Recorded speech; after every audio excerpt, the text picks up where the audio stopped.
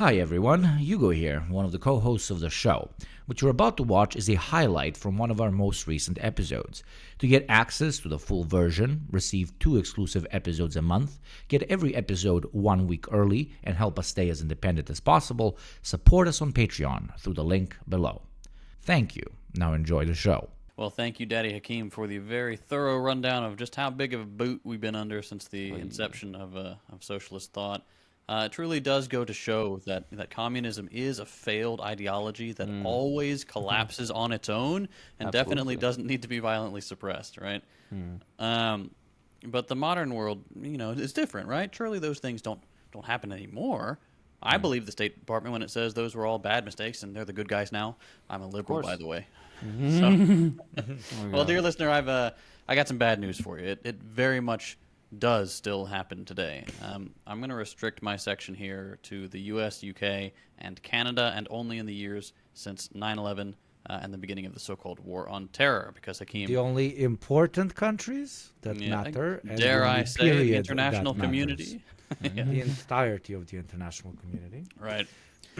Since 2001, governments and their many tendrils in the U.S., Canada, and the UK have all engaged in shady and outright draconian activity that normal people and many experts outside the West argue constitutes suppression of left-wing political movements, activists, and organizations. And these measures have often involved surveillance, legal persecution, disruption of protests, and legislative crackdowns, plus a number of black baggings and your garden variety beatings and, quote, officer-involved shootings. So let's jump right in with America's hat, the land of trailer park boys, and I think probably bad Mexican food, and that is Canada. Canadian suppression typically falls into one of 3 categories. You got surveillance of indigenous and environmental activists, crackdowns on student and labor protests, and drafting anti-terrorism laws that target dissent. First, the environmental stuff. The RCMP, that's the Moose Cavalry, and CSIS, Canadian CIA, have conducted extensive surveillance and monitoring of indigenous land defenders. I can't. Canadian CIA. Oh my God! No, That's what it is. I know. And Canada is to an extent a serious state with serious intentions. Yeah, very serious. But holy, I don't think there's a nation, a people, and a country which, to an extent, like I've never met a shitty Canadian. Like no joke. So I genuinely don't want to shit talk them, but like holy, just because you are 5 miles north of the Yankee fucks, nobody takes you seriously. Yeah. So what I'm saying is, the only way for anyone to ever take you seriously and no longer associate you with moose riding a red hat guy and call your intelligence agency the Canadian CIA, is to wage eternal war on the south until you create a border so big it will make an ocean look like a joke. Rise up, moose heads. Rise up, kind men of the north. For winter is coming. I'll believe it when I see it. I will interject solely to offset what you said. I have met only bad Canadians, and I think my fault is most of them were from Quebec. So maybe that's the French thing, and that's not me being racist. It was they that were fucking racist. That's what. Any other Arab says that, I believe it. 99.999 of all of them on the planet, every single one, I trust. Except that fucking floating fucking head right there. Please go on, Habibi. We've met this man. Apologies. We know what's in his heart. All right.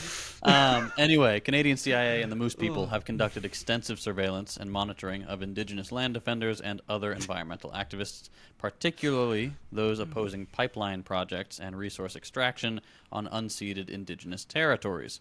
For example, the Wet'suwet'en resistance to the Coastal GasLink pipeline.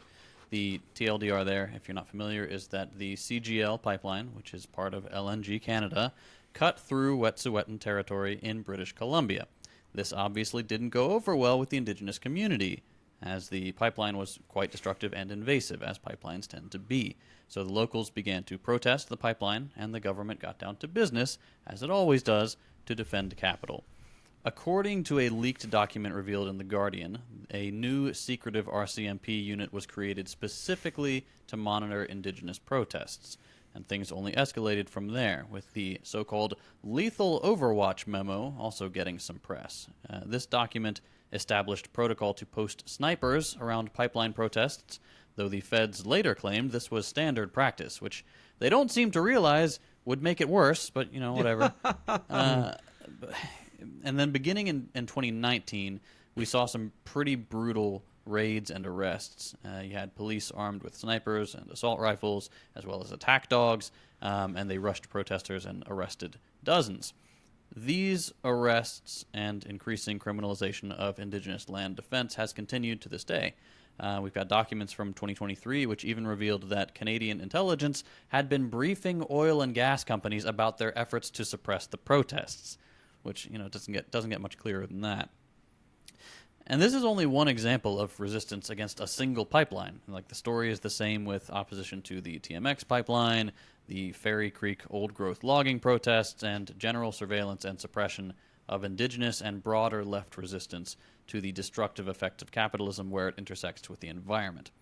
And this isn't all like super recent stuff either. You've got Project Sitka, which launched in 2007, and that's maintained an ever-growing list of indigenous activists, anarchists, and environmentalists, just to keep tabs on where these people are, names, family, all that stuff. Canada has also tried to use the legal system to effectively ban all protests surrounding oil and gas projects, with legislation like, quote, critical infrastructure laws, or trespass and mischief laws, and what are called SLAP lawsuits, where companies sue activists to drain their resources. And all of this, of course, is completely opposed to Canada's, liberal rhetoric and their, literal UN obligations. Canada signed the UN Declaration on the Rights of Indigenous Peoples, which is called UNDRIP, which is kind of like a weird, that's kind of a weird acronym, but it guarantees free, prior, and informed consent for projects on Indigenous land. But the surveillance and repression and pipeline projects continue without any of that stuff. So this has had a chilling effect on dissent. You've got fear of state retaliation discouraging Indigenous youth from joining land defense, even though they're well within their rights to oppose illegal oil and gas projects. And this also clearly demonstrates the classic corporate state collusion. Energy firms influence policing priorities, and they turn the RCMP into a de facto private security force. Now, beyond environmental stuff, the Canadian government has also cracked down on student and labor protests, as we saw in 2012 in Quebec, when the state used an emergency law called Bill 78 to conduct mass arrests of students protesting tuition hikes.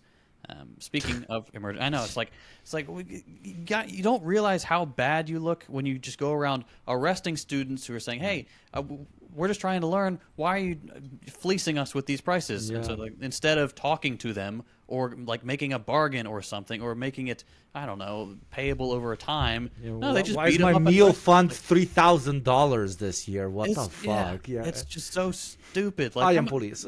Yeah, I'm trying to be a PR person for the Canadian police here. Don't beat up your students if you want to look like the friendly Northerners, right? Anyway, speaking of emergency laws, Canada has also followed the U.S.'s lead and passed vague anti-terrorism legislation that conveniently also includes generic dissent. The 2015 Bill C-51 expanded CSIS. Is it CSIS or CSIS? Canadians, sound off in the comments. Chat, is it CSIS? I'm saying CSIS. It expanded CSIS powers to disrupt protests based on fraudulent national security justifications. Now, Americans tend to think that we're the only ones facing suppression like this, but that is far from accurate. Our poor, sweet, frostbitten neighbors are getting kicked around too. But let's talk about another place with bad weather, the cursed land of the UK. Now, you might think, surely beans and toast is bad enough. What more must these people endure? Well, they're in the same boat as we are, just, again, probably with worse Mexican food. Now, personally, I'd consider ending it. Like, if I'm going to get beat up by fascist goons, I'm at least going to need me some quesadillas. But, sorry, jokes aside, UK suppression of the left, it follows a similar pattern to that of Canada. You got 4 categories. There's undercover policing of left-wing groups, which Hakeem touched on, crackdown on protests, trade union suppression, and legal persecution of leftist figures. Much like the US, the UK used undercover agents, colloquially referred to as spy cops, to infiltrate anti-fascist, environmental, and trade union organizations and meetings. This has expanded in recent years to disproportionately target Muslims, again using phony national security concerns to justify crackdowns on legitimate protest. And one funny episode that is worth mentioning is the Kill the Bill protests in 2021. So there was this new bill called the Police Crime Sentencing and Courts Act, which was intended to restrict protests. Naturally, people protested the anti-protest bill. Oh, wow. Right? Who could have guessed? But this led the police to launch the kind of crackdown the protesters were trying to prevent by protesting the anti-protest bill, thereby demonstrating the importance of keeping protest legal. People were getting brutalized for protesting the type of anti-protest legislation that was in the bill. Anyway, it's a very art. Yeah, you can't write anything Very better British. than That is exceptionally British. It British. was a very dry kind of like, oh, of course, yeah. Sir, they are going to protest the policy of beating the shit out of them for protesting. Well, sir, I believe we should beat the shit out of them. But so the bill's not passed, right? Well, we beat them up, right? So they don't protest again, right? So even if it don't pass, we're all right because we can keep beating them up, right? Yeah, yeah, it sounds right.